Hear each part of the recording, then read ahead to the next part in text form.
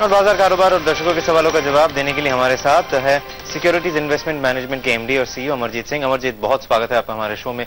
सबसे पहले बाजार पर एक रिएक्शन आपसे यहाँ पे लेना चाहेंगे।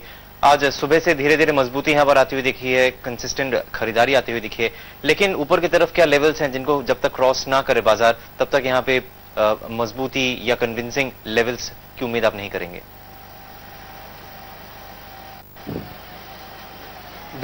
जैसे कि मेरी पहले भी राय थी, मैं समझता हूं कि हम काफी क्लोज हैं बॉटम से और ये एक बहुत अच्छा वक्त है टेक्नो फंडामेंटली साउंड स्टॉक्स को पिकअप करने का।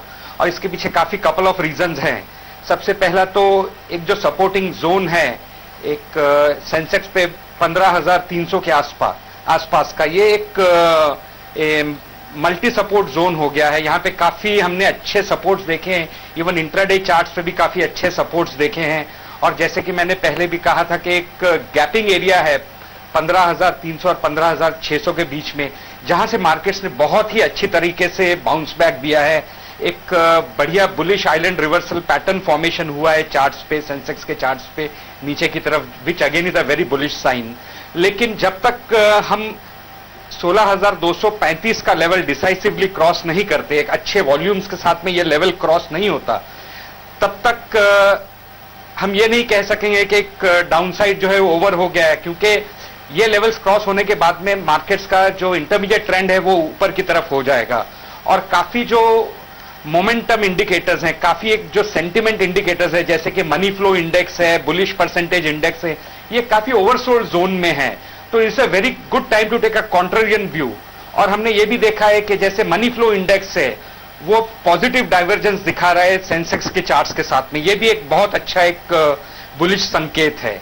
इसके साथ साथ ही जो ग्लोबल मार्केट्स हैं वो भी काफी हद तक एक इंटरमीडिएट अप ट्रेंड में चले गए। Dow Jones is in a fresh intermediate up trend और काफी स्ट्रेंथ दिखा रहा है। डाउ जोन्स भी 12,850 के ऊपर एक बहुत अच्छे मोमेंटम दिखाने की उसमें संभावना लगती है। तो मैं समझता हूं ओवरऑल काफी अच्छा टाइम है ये अच्छे स्टॉक्स को पिकअप करने का। चलिए, सवाल जवाब का सिलसिला यहाँ पे शुरू करते हैं। सबसे पहले दिल्ली चलेंगे। श्याम सभानी हमारे साथ इस वक्त फोन लाइन पर मौजूद है। श्याम, बताइए।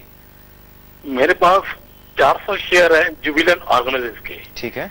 और 300 के भाव में खरीदे हुए हैं जी। तो मुझे क्या करना चाहिए? क्या प्रॉफिट बुक कर लूं या इंतजार करूं फर्दर एप्रिसिएशन के लिए? और अगर आप होल्ड करते हैं तो कितने दिन और होल्ड कर सकते हैं? साल भर और होल्ड कर सकते हैं। हाँ जी, साल भर और होल्ड होल्ड कर सकते हैं। चलिए, जुबिलेंट ऑर्गेनाइजेशन को अगर देखें 300 की खरीद है, 344 रुपए का मुनाफा यहाँ पे हो रहा है।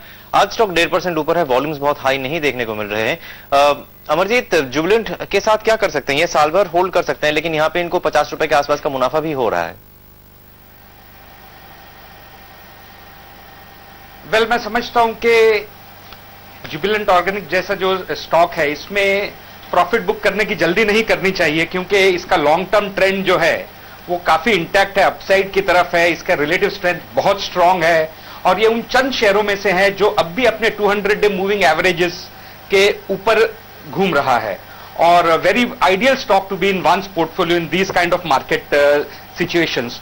तो मैं समझता हूं कि एक 300 का एक जो लेवल है वो इसके लिए एक बहुत ही स्ट्रांग सपोर्ट लेवल है। और जब तक उसके ऊपर रहता है ये काफी अच्छा मोमेंटम भी दिखाने की इसमें चांसेस लग रहे हैं। और मैं समझता हूं एक इसका 460 का एक टारगेट आता है मीडियम टर्म रेंज में। तो I think this is a very good stock to be in. चलिए, होल्ड करिए जुबिलेंट ऑर्गेनाइजेशन का स्टॉक। अगले कॉलर नागपुर से मौजूद है हमारे साथ, आशा देव फोन लाइन पर। आशा, बताइए। हेलो। हाँ जी। हाँ, नमस्कार जी। नमस्ते जी, बताइए। हाँ जी, मेरे पास टाटा मोटर्स के 25 शेयर हैं। मैं उसे रखूं? वैसे मैं 1 साल तक रख सकती हूँ। 1 साल तक रख सकती हैं आप। यहाँ पर 636 की खरीद है, आज स्टॉक 630 पर है, यहाँ पे मामूली 632 पर है, मामूली 4 रुपए के आसपास का घाटा यहाँ पे देखने को मिल रहा है, लेकिन स्टॉक आज 20 रुपए ऊपर कारोबार कर रहा है। अमरजीत, टाटा मोटर्स बहुत सारी वजह से खबरों में रहा है पिछले दिनों। इसको लेके अलग अलग जो ब्रोकिंग फर्म्स हैं उनके ओपिनियंस भी बदलते रहे हैं, लेकिन अगर और साल भर रखा जाए टाटा मोटर्स तो कैसे देख रहे हैं आप?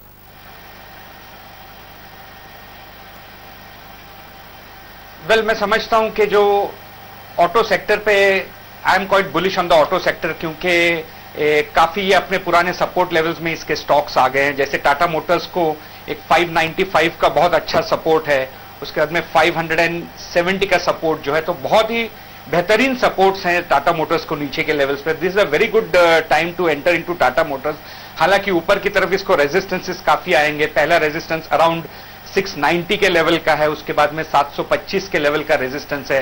लेकिन अगर एक medium term to long term नजरिया हो तो I suppose Tata Motor is a very good stock to be in. चलिए, मीडियम टू लॉन्ग टर्म के लिए टाटा मोटर्स बहुत बढ़िया स्टॉक है। छोटा सा ब्रेक के बाद वायदा बाजार पर बातचीत होगी और अमरजीत भी हमारे साथ बने रहेंगे।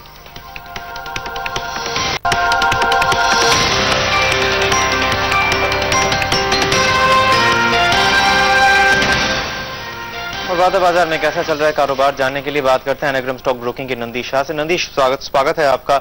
हम यहाँ पर स्पॉट में काफी खरीद आते हुए देख रहे हैं। वायदा में निफ्टी में कहां पे बेस ले रहा है? सबसे पहले अगर निफ्टी फ्यूचर की बात करें तो आज हमने देखा है निफ्टी में करीबन 5% एडिशन हुआ है, जबकि निफ्टी फ्यूचर का प्रीमियम 6 पॉइंट से बढ़ के 12 पॉइंट हुआ है। उसके अलावा जो कि लॉन्ग बिल्डअप दर्शाता है। अगर उसके अलावा Nifty open interest put call ratio की बात करें तो वो 4700 पुट राइटिंग के चलते हुए 1.12 से बढ़ के 1.23 हुआ है। और उसके अलावा इंडेक्स डेरिवेटिव स्टॉक देखे तो मेटल, इंडेक्स डेरिवेटिव सेक्टर देखे तो metal, oil and gas and large cap banking, ये तीनों सेक्टर में अब लॉन्ग बिल्डअप देखा है। तो मेरे को लगता है वायदा बाजार से मार्केट का रुख तेजी तरफ लगता है। साथ ही यहाँ पे पावर और इंफ्रास्ट्रक्चर स्टॉक्स में क्या हो रहा है?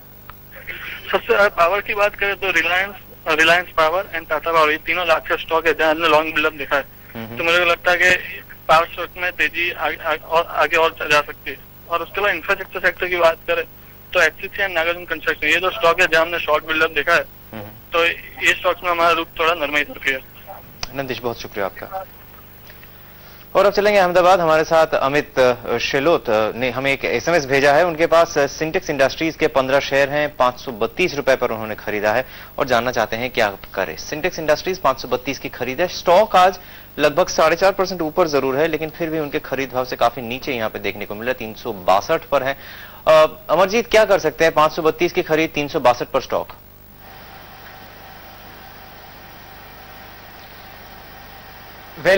इन्होंने जो खरीद की है वो काफी ऊंचे के लेवल्स पे की है और मैं समझता हूं सिंटेक्स को अराउंड 270-80 के आसपास काफी अच्छा स्ट्रॉन्ग सपोर्ट है। तो अब इतना हेवी ड्राउडाउन के बाद में जो इन लेवल्स पे आया, तो मैं समझता हूं इनको थोड़ी सी इस पर्टिकुलर प्राइस पे एवरेज करना चाहिए। हालांकि this stock is ruling below it's 200 day moving average of 395 और सो, और 395-400 की रेंज अगर ये पर्टिकुलर स्टॉक छोड़ता है तो एक इसका 485 का टारगेट है जहां से इस स्टॉक से निकल जाना चाहिए।